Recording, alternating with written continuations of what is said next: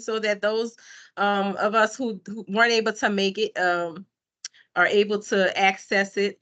So anyway, again, session 4 of AP office hours here in the North. Today's topic is progress monitoring of teachers, effective documentation of coaching, and leading crucial conversations. I'm Dr. Avril El-Amin, otherwise known as Dr. E. I'm the interim executive director of FEDER, and I will be your moderator today. Next slide. All right, and so for AP office hours, we are always working in core value number 2. Effective teachers make the most difference in student academic performance, because as APs, that's where the work is, in coaching teachers to be as effective as they can be, because we know that teachers have the most impact on student academic performance. And so we are, as leaders, are invested in our development so that we can do that very important work. Next slide. So the purpose of AP office hours is, just as I said before, to develop highly effective instructional leaders who can support the work of the principal, to increase our leadership capacity here in the North Division. We're creating a digital library of resources. Again, like I said, this is session number 4, and we're going to have one more session, and people will be able to come back and revisit these and see all of the resources that have been provided. And of course, one of the things that I love is that it's an opportunity for you all to connect and collaborate with each other and to create a community of Tier 2 leaders to support each other in our collective work. Next slide.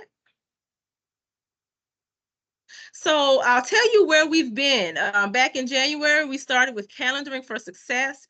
And then in February, we talked about PLC meetings.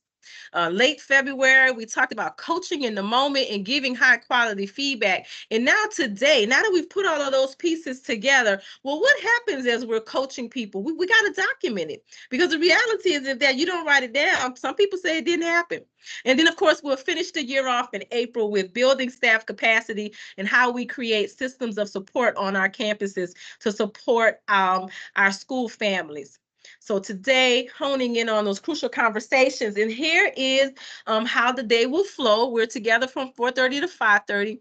Our session go about 45 minutes, and then we have 15 minutes of lab time. Actually, I should have corrected this, and I didn't. Some of our sessions had 2 speakers. Today, we have 1 dynamic speaker, and so thank you. Next slide. So for today's norms, I just want you guys to be present for today's learning, be open to different perspectives as we share, take up all of your space. That means I want you guys to come up with really, really great questions for Dr. Hayes after she presents this fantastic information. Post questions in the chat as they come up for you so that you don't forget them. And of course, you know, we're all adults who are going to take care of our personal needs. Next slide. All right, so our warm welcome, our beginning of the session activity. On the left, you see a list of coaching conversations checklist, different things that we should do as we coach others from the Niagara Institute. So I want you to take a look at that list and think, which of these actions would you say you do best? And which of these actions do you think you need to do the most work on to improve? So take a look at that list.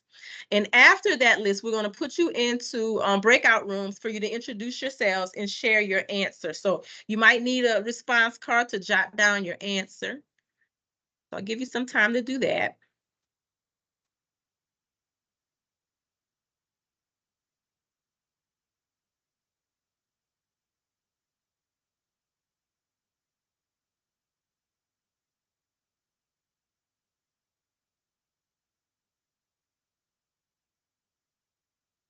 All right, and if everybody is ready, we're going to put you guys into, go to the next slide for me, just to review our expectations for our small our breakout rooms. Next slide. When you go into your rooms, this is what we call an opportunity to connect. Each of you will have a minute or probably a little bit more to introduce yourself, the campus where you serve, and then your answer to the warm welcome prompt. So I'll see you guys when you get back. You'll have 5 minutes in your breakout rooms. They are creating now. Awesome.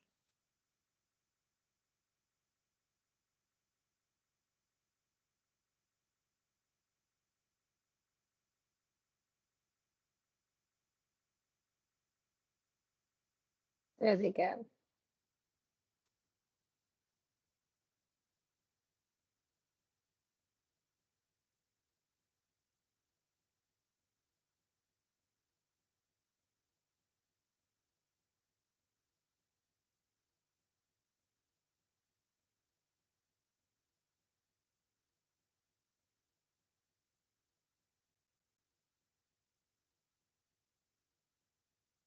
Like eventually. Yeah, they're moving slowly, but they're moving.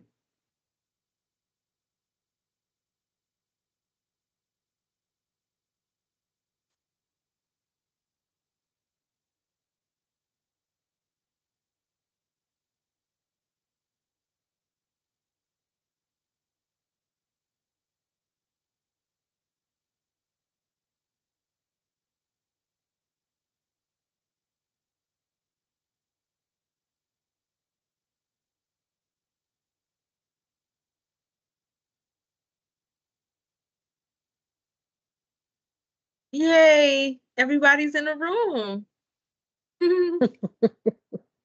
The 5 minutes. Yes.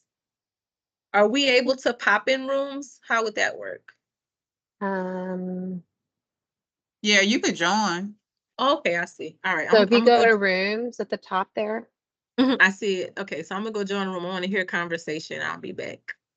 Oh, here's one we need to assign. All right, I'll sign Branch. Hi, Mr. Branch. Hello.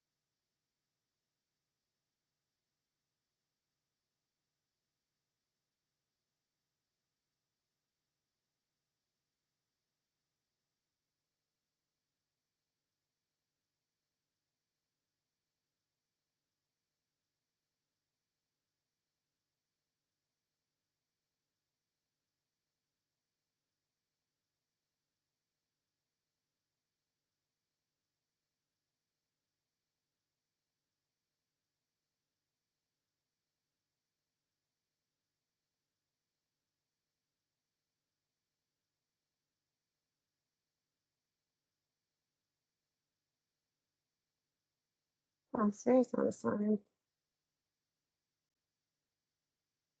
Oh,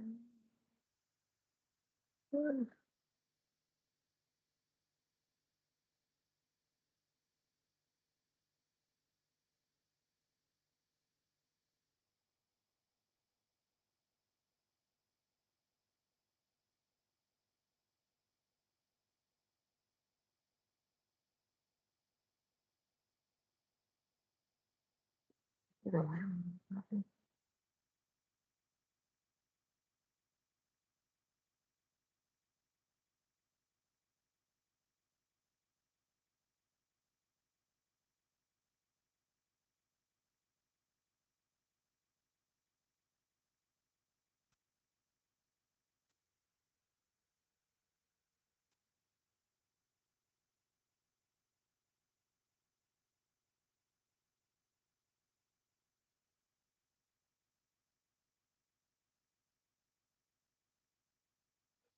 so I will close out the rooms.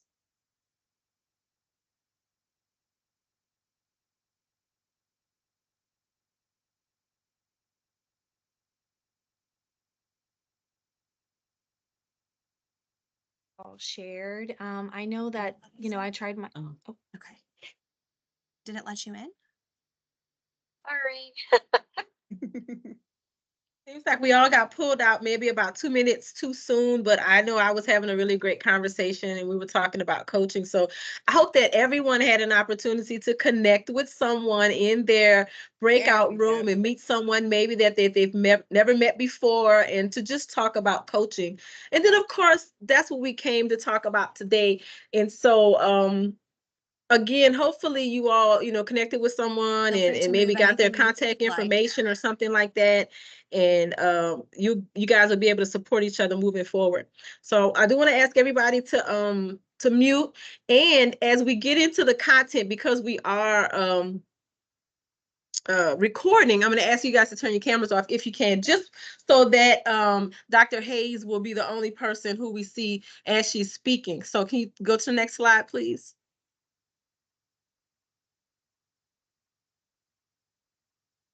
Wonderful. So today's speaker is my great pleasure to introduce Dr. Marcia Hayes, who is currently the principal apprentice at Clifton Middle School.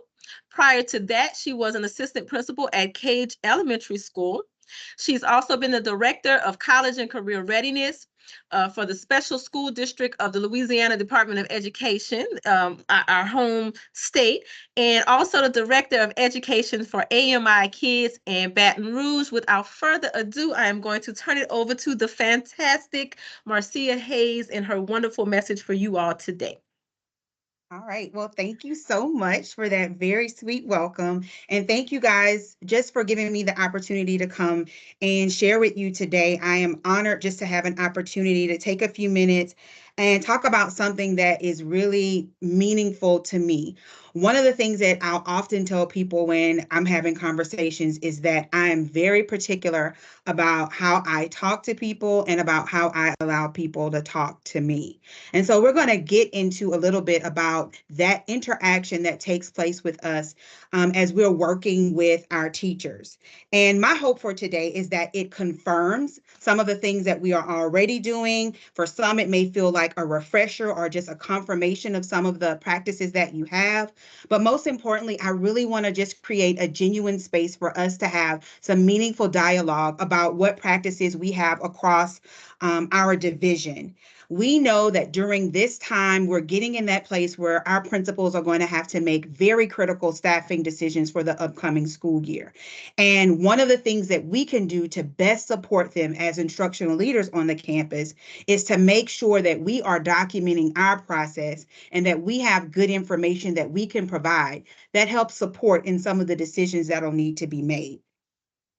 And so I want to say up front that this is not about more pieces of paper. This is not about an I gotcha type moment with teachers. This is genuinely about what we do to document our process, and me just sharing some things that will be helpful for us along the way.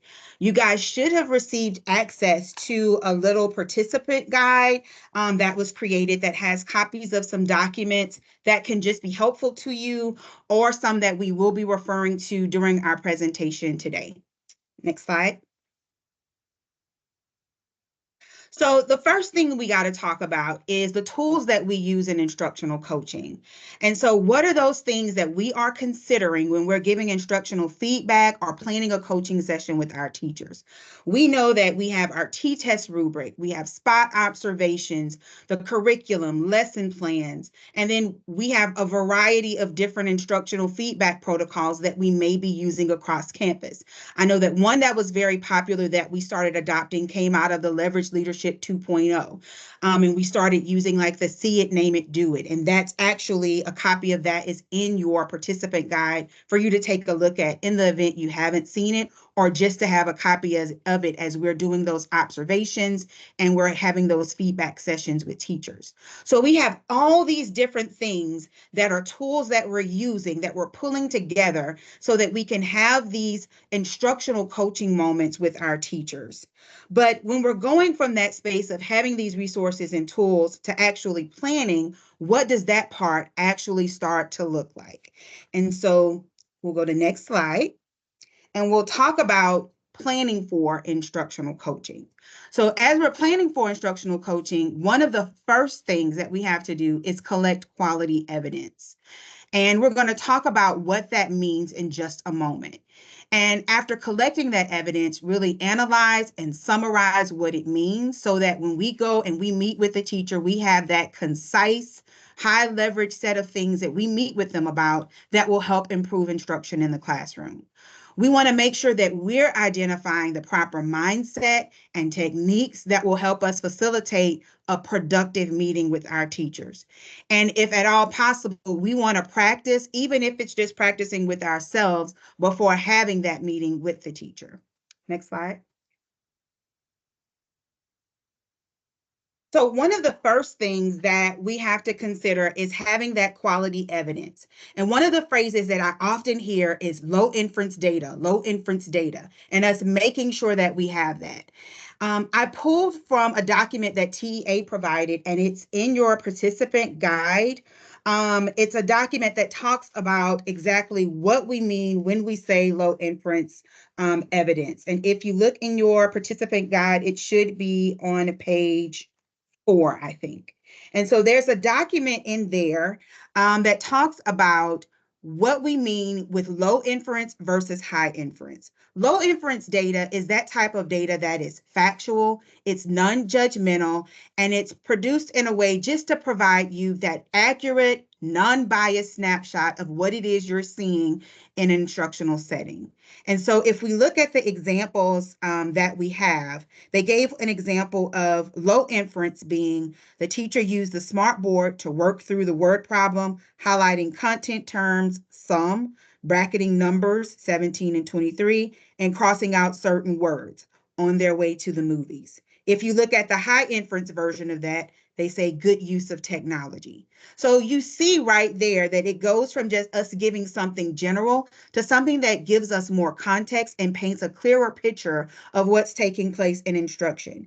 And if you look at the document, it gives you quite a few examples of that. One of my favorites is that second one, where in general terms, high inference would be to say that students are engaged. But that becomes a more powerful statement when you can say 19 of 22 students were engaged, and even better if you can say specifically what that activity was.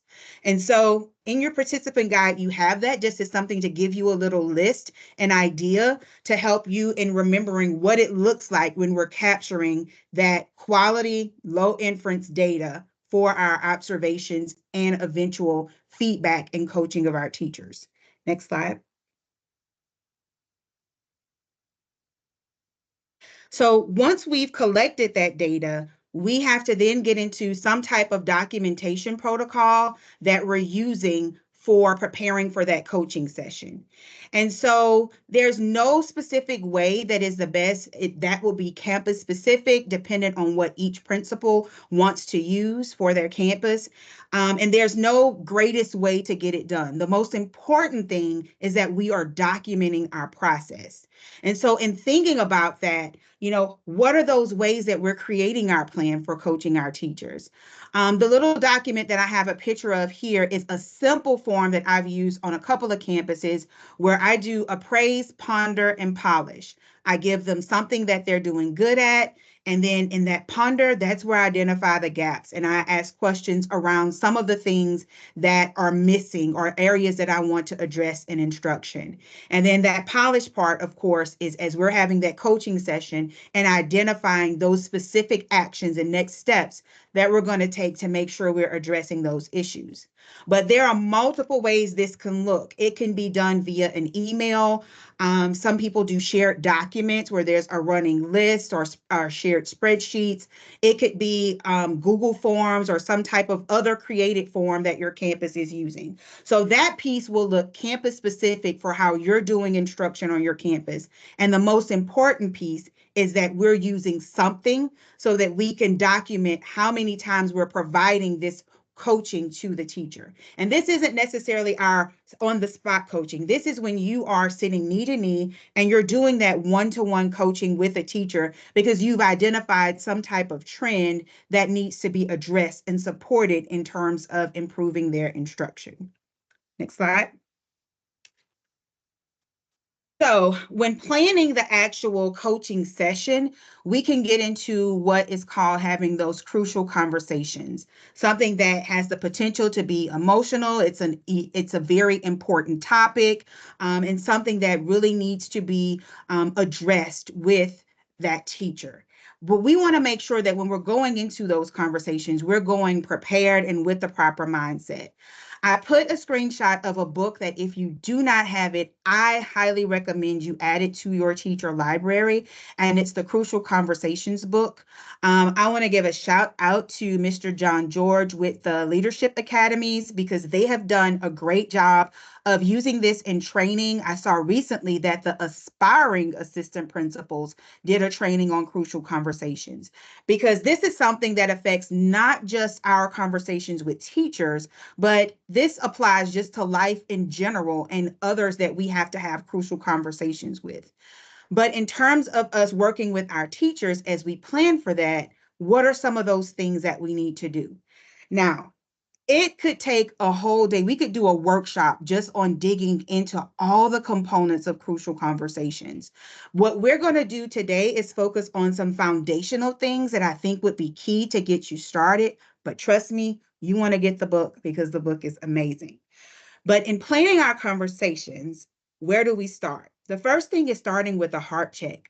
And we need to determine what are we feeling.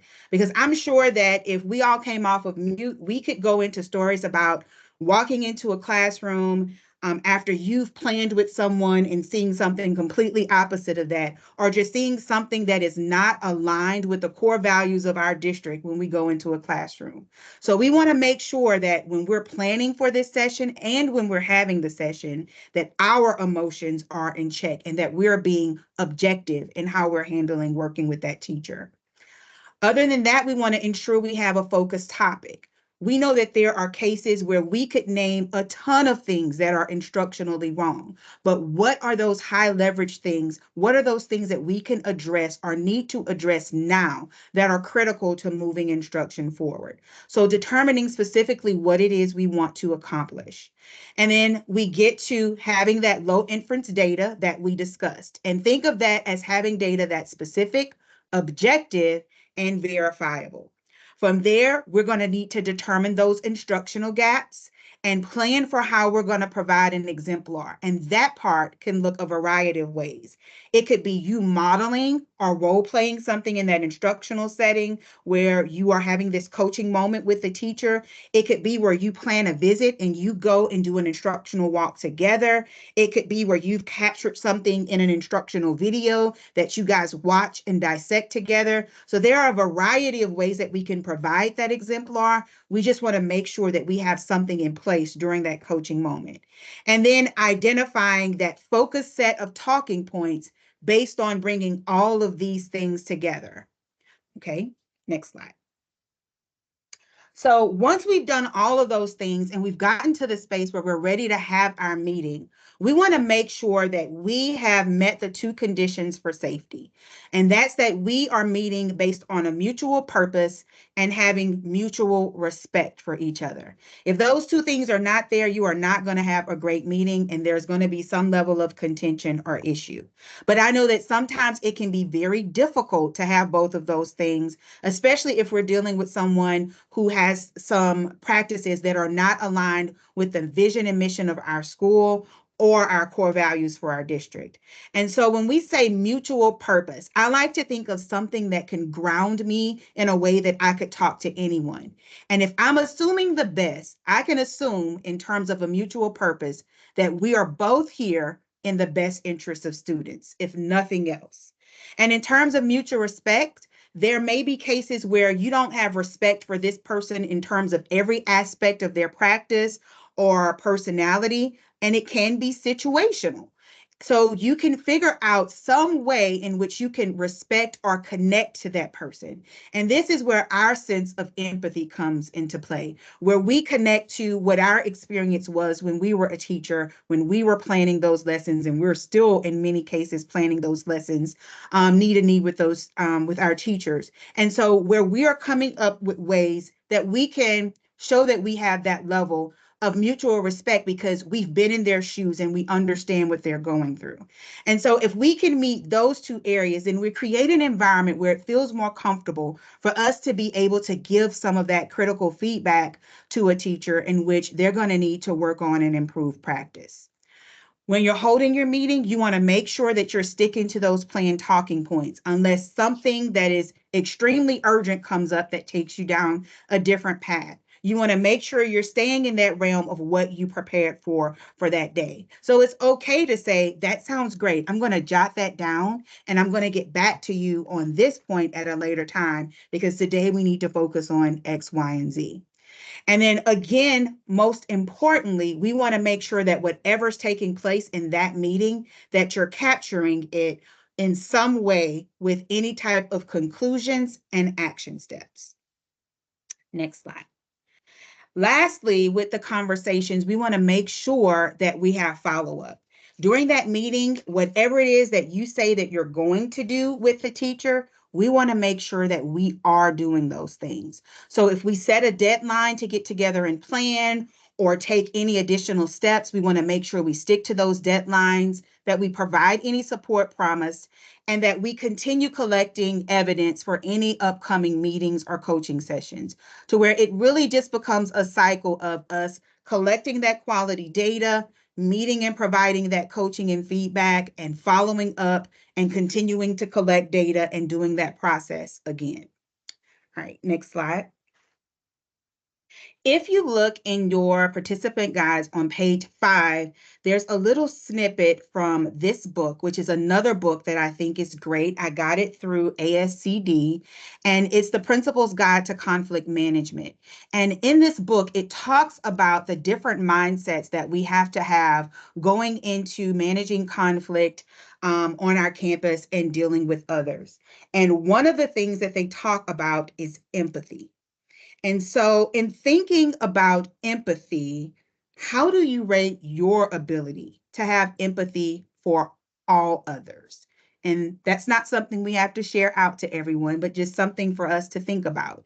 For everyone, from our most difficult and challenging person to the brightest shining star on campus, are we capable of really tapping into showing empathy for all people?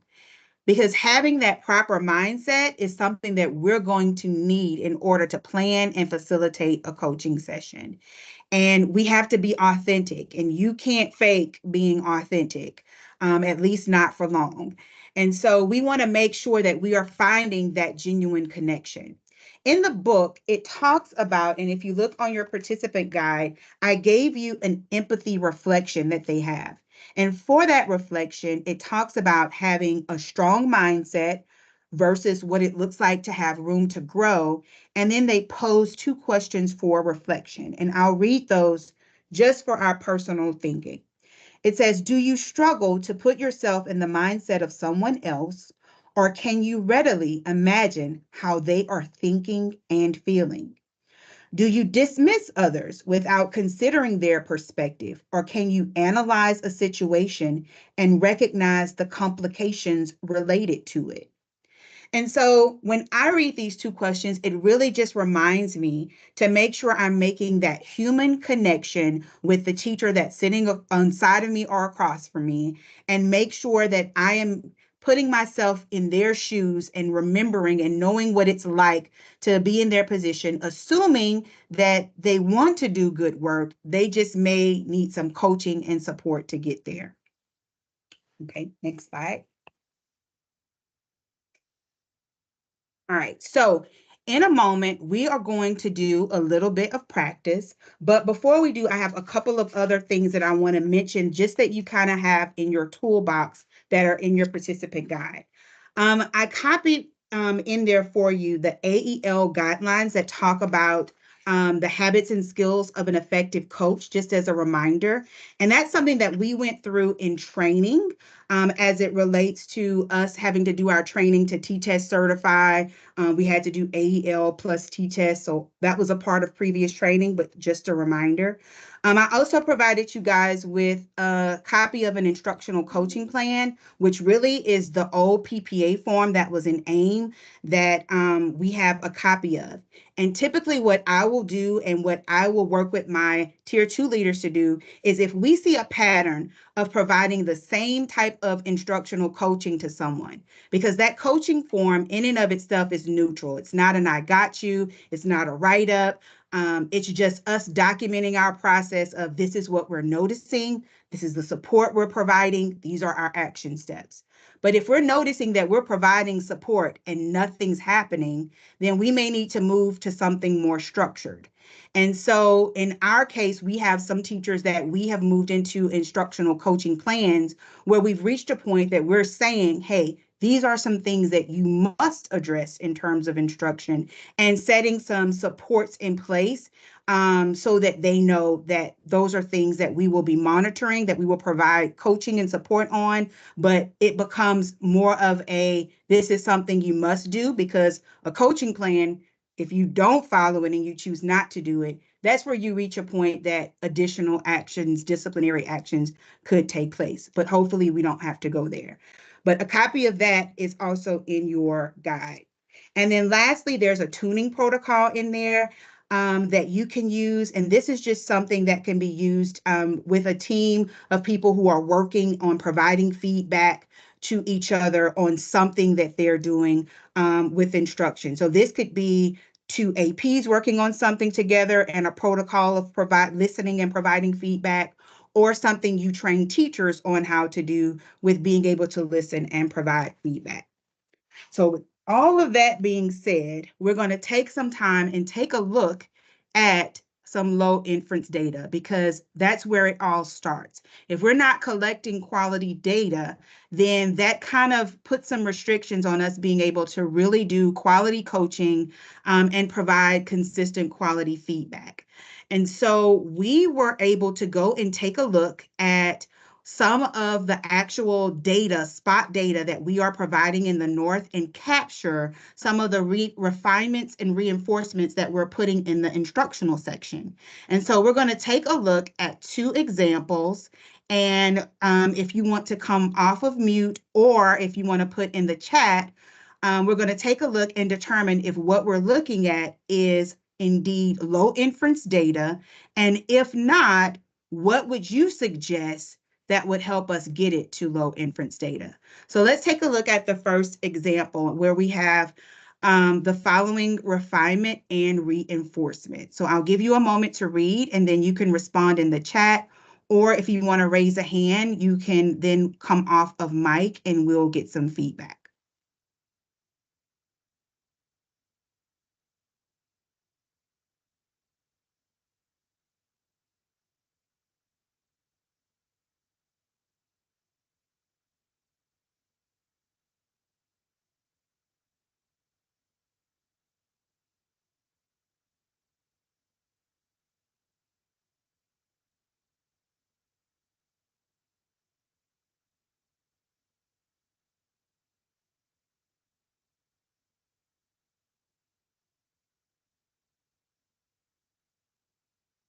All right, anybody want to share any thoughts on this particular refinement and reinforcement?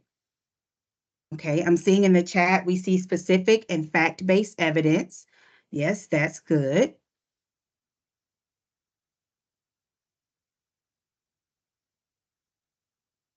So the reinforcement says they were practicing flipping the whiteboard to wait for 100% engagement before moving on. The refinement says they were using the clipboard to use the clipboard to monitor trends on laps and adjust instruction. And then they listed resources available. I see that the reinforcement could be a little bit clearer. I think it is a good point that they are offering resources. And someone put that the information seems a little bit vague. So definitely, if you look at the reinforcement where it says practicing flipping the whiteboard to wait for 100% engagement before moving on, it's a little bit confusing on what the exact context is for that.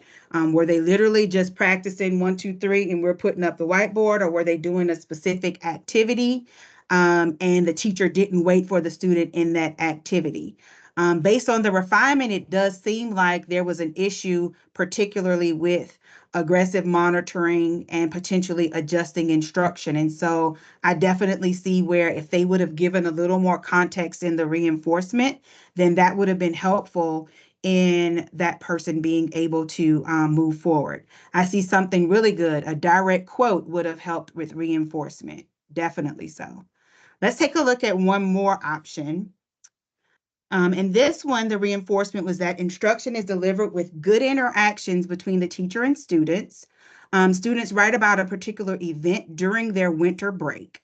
And the refinement, while some students were fully engaged in writing about their event, some were not too clear on what to do.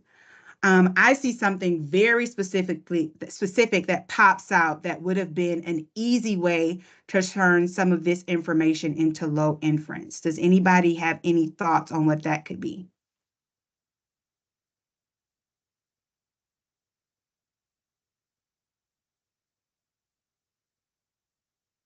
And you can drop thoughts in the chat. Interactions, what MRS strategies, if any, number of students engaged versus unengaged. I think that's absolutely correct. Like, how many is some? It's one thing if you're saying some as in 18 out of 22 students versus 4 out of 22 students. If they would have simply put that number, that changes the picture that we would get of what's taking place in instruction. Another good thing that came out is that good is subjective. And so when we're saying that the interactions are good, it would have offered some clarity to give a little bit more insight on what interaction specifically. Was it an MRS strategy? It would have been better to say, students participated in a whip around strategy. 18 out of 22 students participated and answered the question, and so being able to give something a little bit more specific. And so you guys are giving good feedback to show that you get it, you understand. And so we're going to go to the next slide. So we're going to take a minute and open it up and give you guys some opportunities to ask questions.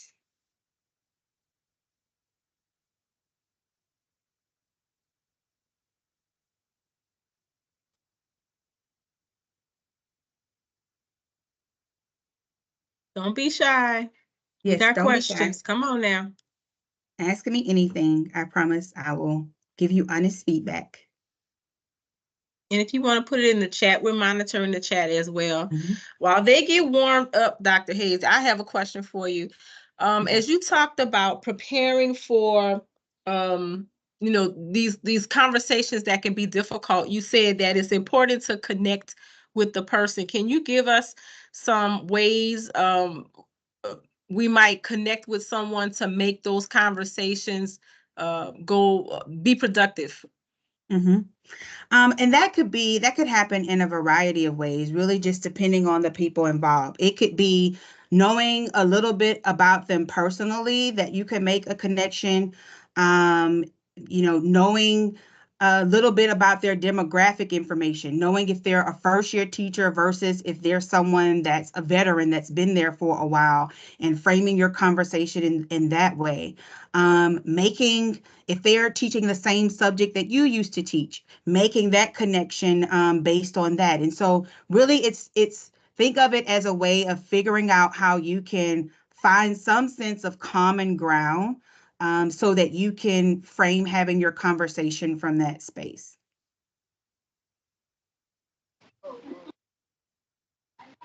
Hello, I do have a question. Hello, guys. How are you all doing? Mm-hmm. Hi. First and foremost, very good job, Ms. Hayes. And thank you so much, Dr. El-Amin, for putting this on for us and continuing this practice of the AP hours. I may have missed it, but I just want to clarify.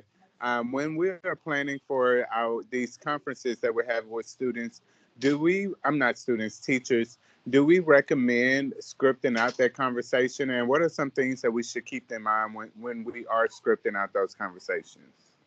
So we did talk a little bit about, and that's a great question, so thank you. We did talk a little bit about planning what that conversation looks like. I didn't dig too deep in the specifics because some of the language of these meetings will depend on some of like the instructional practices that are happening at each school. So some principals may have a very specific protocol that you're using when you're going into classrooms, and or when you're meeting with teachers and providing coaching. And so you may frame your wording around that. Some of what I did provide, just in case there isn't or there is some space that you can use something as you're planning, was in the giving effective feedback. Last year, we talked a lot about see it, name it, do it. They talk about preparing for the meeting, and it gives you some different things that you could use in terms of prompts that you could use in questions based on different aspects of what it is you are looking for in the classroom. And so in the participant guide, we gave some examples that'll kind of help with framing the questions or framing that conversation. The other thing that we mentioned that's key is definitely practicing. Ideally, if you and a teammate could practice before you have that meeting, that would be great. But I highly recommend you going in with a game plan of specifically what those concise things are you want to focus on, knowing what that instructional gap is, and having already identified what your exemplar or model you're going to use to demonstrate to that teacher how they're going to improve practice to move forward. In terms of formatting and how that specifically looks, that may look different across campuses. Thank you so much for that insight.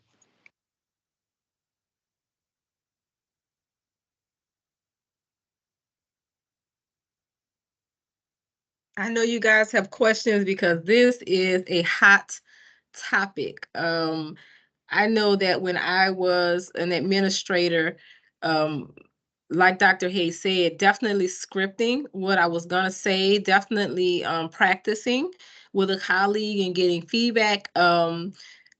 It can be difficult. You know, we call these the hard conversations. Dr. Hayes, when did you start documenting? Like we're constantly, and I say we because I'm always gonna see myself as a teacher and a leader as if I'm out here, you know, doing spots and whatnot. But when do you start documenting? Like, you know, we do spots, we put it in the system, but when do you start saying, I need to make sure that I'm getting the documentation necessary, you know, to support what I'm doing? That's a great question, Dr. E. I'm very upfront on any campus that I'm working with, and I'm huge on documenting my progress and just documenting the steps. And often when I'm working with teachers or working with tier two leaders, when we sit together and we create a plan, that plan isn't necessarily just what they're going to do, but it'll include whatever steps we're agreeing that I'm going to take in order to give them support. And so for me, if I'm going in classes and I go and I see a teacher 2 or 3 times and we've done some on the spot coaching, we've provided them feedback on the spot observations, and we're not seeing any movement. After you're going that second to third time, it's time to pull them in and definitely move into more one-on-one coaching to provide them some support. And so anytime I do any type of coaching meeting with a teacher, there is some form of documentation for that. For me, I like to have a form just because I want to make sure I'm consistent. I would never want to be in a situation where it looks like I did this one thing for one person and something else over here. So I look in terms of how can I kind of standardize practice, so to speak, to make sure that the same type of support, that same approach I'm taking for everyone. So for me, I just make some type of form that I'll either use digitally and complete or print it out and use that to provide feedback. So I hope that answered. It did. Thank you so much. one of the things that you said that stood out to me, and of course, if anyone else has any questions, definitely jump in. But tying the coaching plan to the supports that you're going to put in place.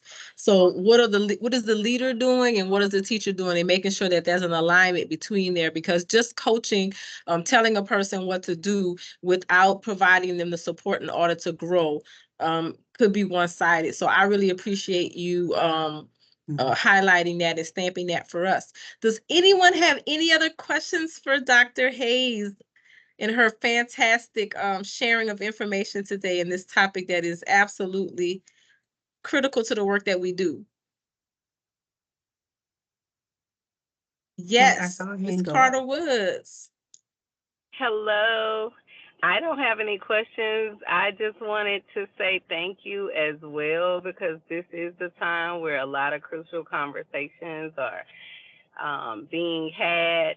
And one thing this has gotten me thinking about, and my principal kind of reiterates, just like teachers as a student, like giving them the opportunity to start all over again, like, Mm-hmm. you know, the next day. Mm-hmm. Because as a new AP, it is challenging, because if I say something and then I put it in the feedback and then I say it again and I notice that it's not being implemented, you know, personally, sometimes it does, like, well, what is it about me? You know, you start kind of getting in your feelings a little bit, but in order to move the needle, like, I really like the layout that you had, like having that crucial conversation, which I'm going to grab the book, but kind of a heart to heart, and then moving through those steps. Because it's really not a personal thing. I mean, ultimately, it shouldn't be, oh, you hurt my feelings. You're not, you know, doing the things that are required of you. You're going to get me in trouble. This is not best for the kids. You know, all these things that go through our heads. So just having a clear way to get from A to Z consistently is very helpful. So I do appreciate this one. Thank you so much for sharing, and thank you just for that level of transparency that you just shared. And I think a lot of us can say somewhere in our journey we've had that type of feeling where it's like, man, like, is it me? You know, when we're trying our best to offer support and people aren't moving forward with that support. And sometimes there can be a variety of reasons that's taking place. But we have to make sure that we get back to, we talked about those criterias for safety, and grounding ourselves on having that same purpose of doing what's in the best interest of kids, and make sure that if they're not following whatever advice that we are giving, that we definitely do not take it personally, that we keep it at we need to focus on what's in the best interest of kids. And when we start seeing patterns that don't align with that we assume the best interest, that they want to do what's right for kids, they may just need some support, and we take the next level in giving them that one-on-one coaching support. And if after giving coaching support for a period of time, you're dealing with someone that is resistant, then that's where some more formal plan may be needed, or just depending on the principal, campus, other steps may be taken. But I think coming from that space of giving, assuming the best, giving them that fresh start each day, because we are all human. We don't know on a personal level, like what someone is experiencing that day, that morning, before coming to campus. So we want to assume the best. But we also want to make sure that in doing that we keep our eye on what's in the best interest of kids. I cannot say that enough. And make sure that if we are collecting that objective, factual data, that's something that we can put emotions aside and move on, because it becomes concrete when you can say 17 out of 25 students were doing such and such. 1 out of 4 groups, were on target and, completing the activity. So when you are able to provide that concrete evidence for what you're seeing, you're setting yourself up in a positive way to be able to provide that objective coaching and support to a teacher. That was fantastic. Thank you so, so, so much. Guys, just, shower Dr. Hayes with love in the chat, and thanks and thanks and thanks. And Tish, can you move to the next slide for me, please? So for our optimistic closure, and of course we have a few things after that, and I'm going to drop in the slide our feedback as well. What's one thing that resonated with you today? And if you don't mind, throw that in the chat as well. What is one thing you heard today that resonated with you, along with those thank yous? Shower the love, and also, stamp your learning. What is one thing that resonated with you today?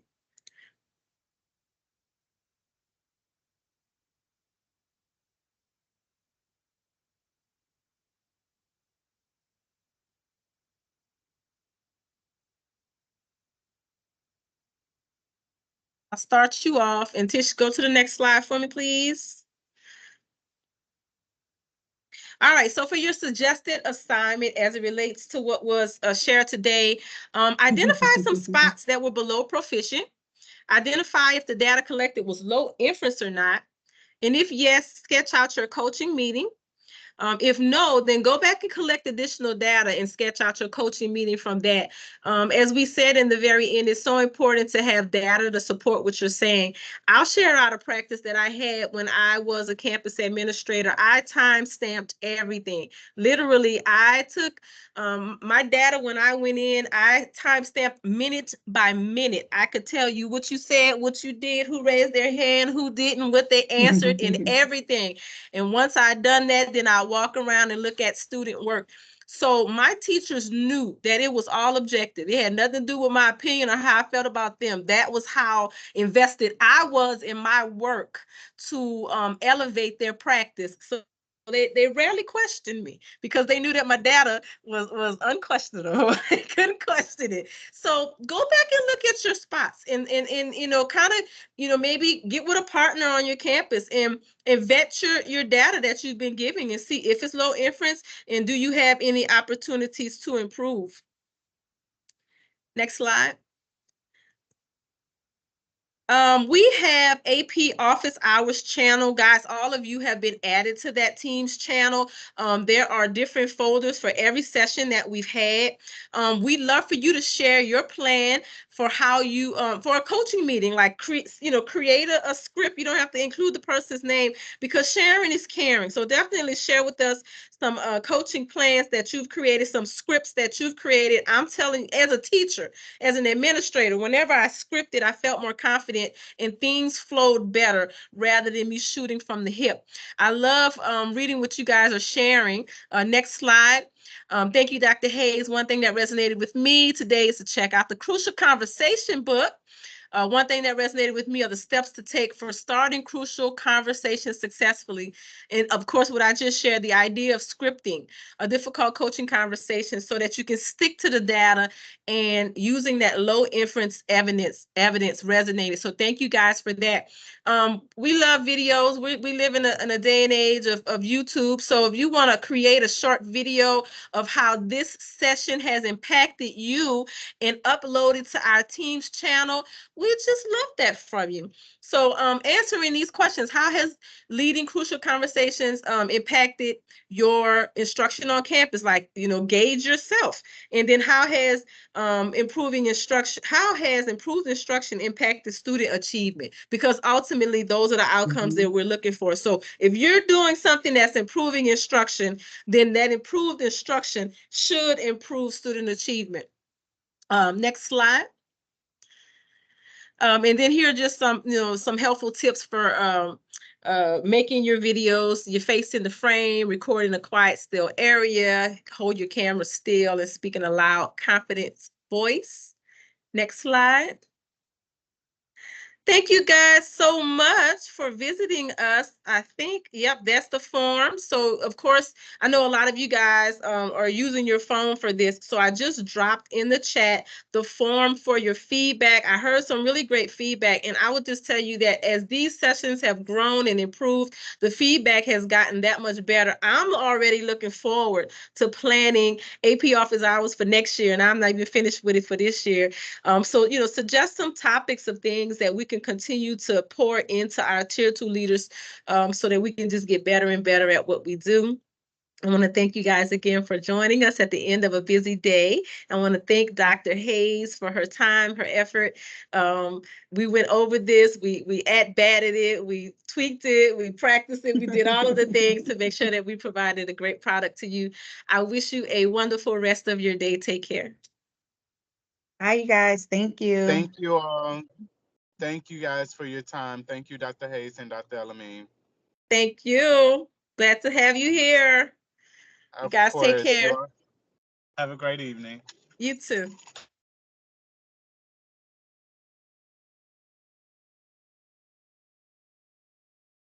Y'all are fabulous.